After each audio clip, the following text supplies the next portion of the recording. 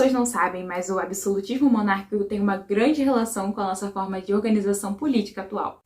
E antes de chegar às consequências desse sistema político, podemos falar um pouco sobre onde tudo começou.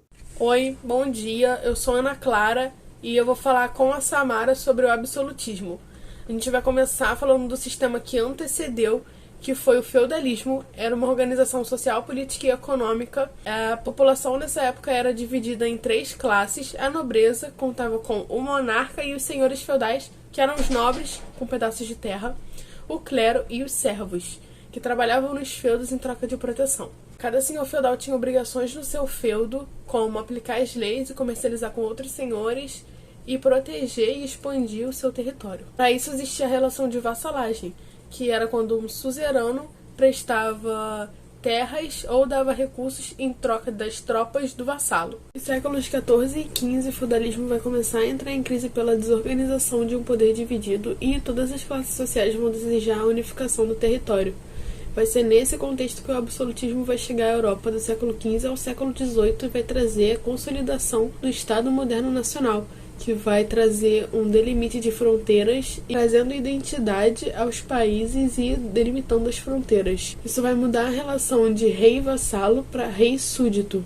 O soberano vai passar a concentrar todo o poder. Ele vai adquirir funções como criar e organizar as leis e os impostos, estabelecer a justiça e proteger o reino de invasões. O poder vai ser hereditário e o modelo econômico da época vai ser o mercantilismo. Ele vai ter algumas características como o metalismo, que vai ser o acúmulo de metais preciosos como ouro e prata, o colonialismo, que é dominar e explorar outros territórios, que vai ter como consequência a tráfico de escravos, o colbertismo, que vai ser criado no governo do rei Luís XIV na França, pelo ministro dele, o Jean Colbert, e vai ser uma política mercantilista que vai focar na manufatura de luxo e navegação. E a balança comercial favorável, onde a exportação vai ser muito maior do que a importação. Para falar de absolutismo, não podemos deixar de mencionar as classes apoiadoras do rei.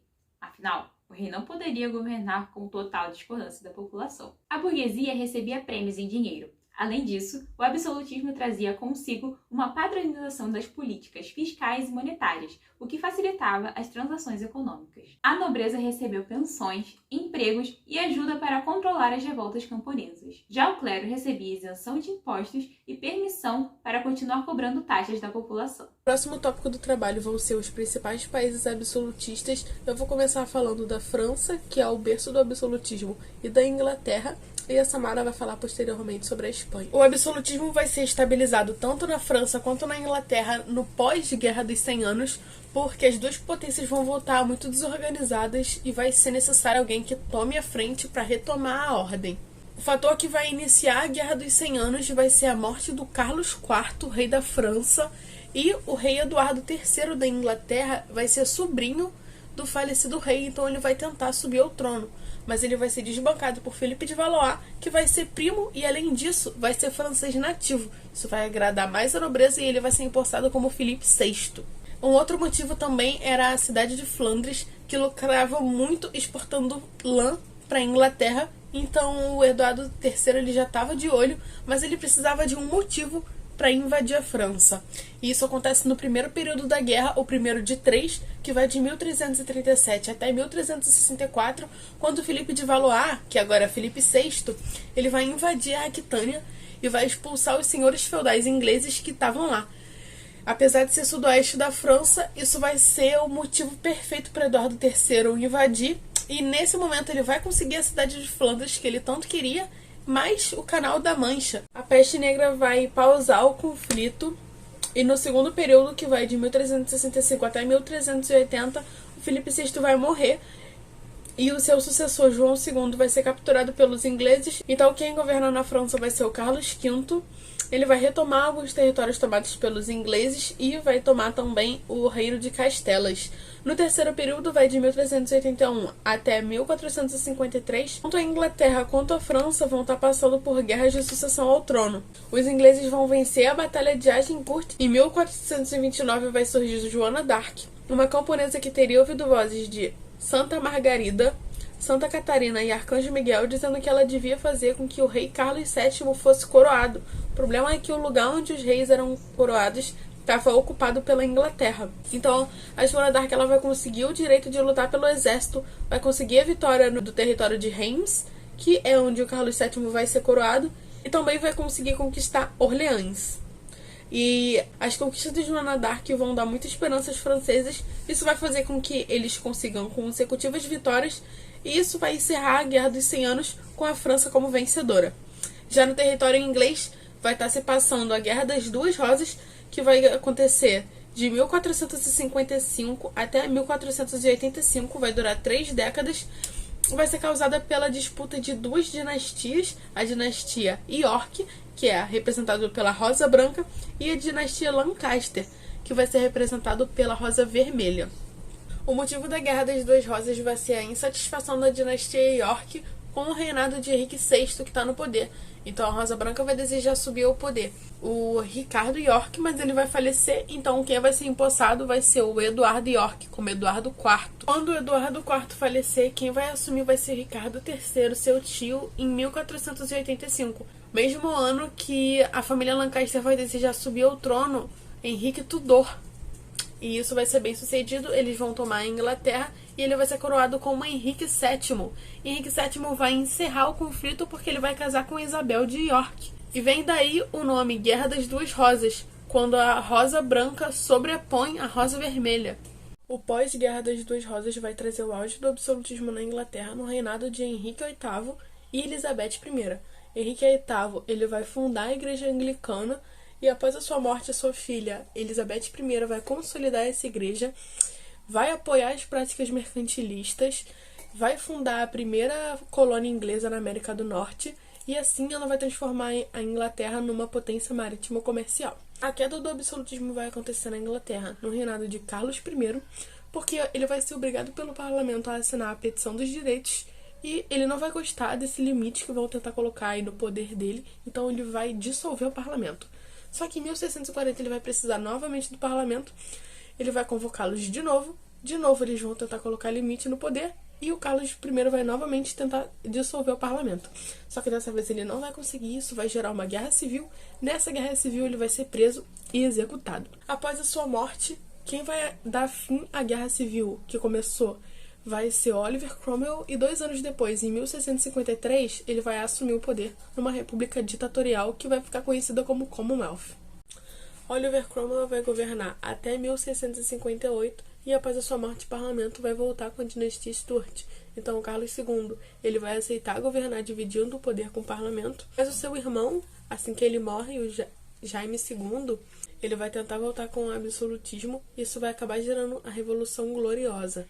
Então a consequência disso vai ser o parlamento chamando ao poder Maria Stuart e o Guilherme de Orange, e eles vão assinar o Bill of Rights. Isso vai dar fim ao absolutismo monárquico na Inglaterra. Já na França, o auge do absolutismo vai estar nas mãos do Rei Sol, que vai ser o Luís XIV. Ele vai escolher esse símbolo porque ele vai se colocar como a luz que dá vida à França. Ele também vai ser representado pela frase "O Estado sou eu", porque ele seria tão poderoso que é difícil entender aonde termina um indivíduo e começa o Estado. O declínio do absolutismo na França vai ocorrer no século XVIII com a propagação dos ideais iluministas, que vão trazer a Revolução Francesa e mais futuramente vão instaurar a República. No reinado do Luís XVI, a França vai estar passando por uma situação econômica muito grave, e na tentativa de amenizar isso, o rei vai criar a Assembleia dos Notáveis em 1787 para conseguir uma solução, mas não vai dar certo. Então no próximo ano, 1788, eles vão precisar de outra Assembleia, que vai ser a dos Estados Gerais. Só que nessa Assembleia vai ser um voto por Estado. O primeiro Estado, que vai ser o clero, vai votar junto com a nobreza, que vai ser o segundo Estado, e o terceiro Estado, que é a população, que representava 97% da França, vai ter direito a apenas um voto. Então a população não vai gostar disso, eles vão criar a própria Assembleia deles, que vai ser a Assembleia Nacional Constituinte, na esperança de criar uma Constituição.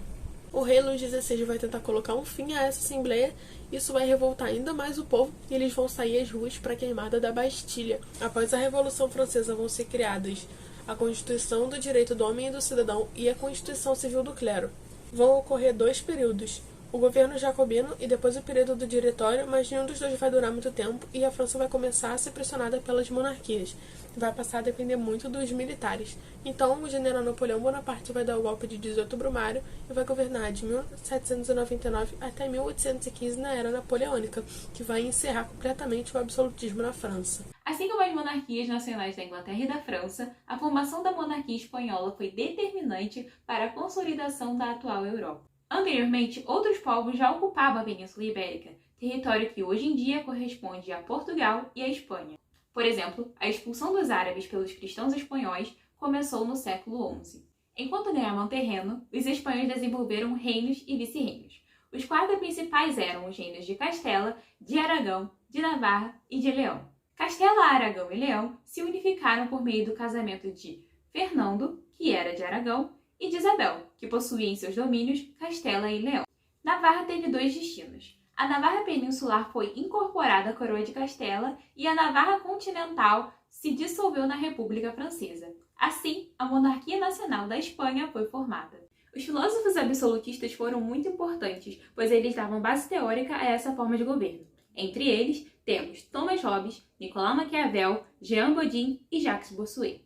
Hobbes defendia que, para que as pessoas saíssem do seu original estado de guerra, elas deveriam ceder sua liberdade para o soberano através de um contrato social. Ele não defendia que o rei estava na posição que estava por escolha divina, porém, ainda assim, o rei teria poder absoluto. Além disso, as decisões do rei seriam as decisões de seus súditos, ou seja, os súditos não poderiam reclamar de nenhuma decisão do seu rei, porque seria algo contraditório. Com o objetivo de conquistar e manter o poder, Maquiavel defende que, entre ser bondoso ou temido, o soberano deve preferir ser temido, para que tenha sua autoridade respeitada. Porém, era preferível que o soberano evitasse o ódio de seus súditos, até porque é muito mais fácil governar pessoas que pelo menos vão com a sua cara. Daí que vem a famosa frase "os fins justificam os meios", amplamente associada a Maquiavel, embora não seja de sua autoria. Jean Bodin, através da teoria do direito divino dos reis, alegava que um governo só se manteria estável se estivesse nas mãos de uma só pessoa. Segundo Bodin, um governo sem soberano não era verdadeiramente um governo, e, sem o soberano no lar, o governo acabaria caindo numa anarquia. E ele também comparava o Estado a uma família, onde todos deveriam ser obedientes a um chefe. Jacques Bossuet possuía ideias bem parecidas com as de Bodin. Para ele, o monarca era como se fosse Deus na Terra. Ou seja, Deus entregava o poder ao soberano. A vontade de Deus era a mesma vontade do soberano. Isso não deixava espaço para nenhuma contestação. Afinal, quem naquela época iria querer ir contra Deus e o soberano? Por fim, Bossuet foi o principal teórico do absolutismo do rei Luís XIV.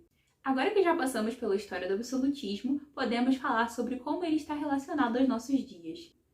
Na época de formação do absolutismo, a forma de organização estatal era mais eficiente para as guerras. O soberano teria maior controle em suas mãos, com o poder centralizado em uma unidade política. Isso quer dizer que a maior herança do absolutismo para as relações internacionais foram as relações entre estados, ou seja, os países, que perduram até hoje. O intervencionismo estatal de hoje também é advindo do absolutismo. Naquela época, a economia era controlada pelo soberano através da acumulação de metais preciosos e do protecionismo econômico. Além disso, temos também como herança desse sistema político os padrões monetário e fiscal.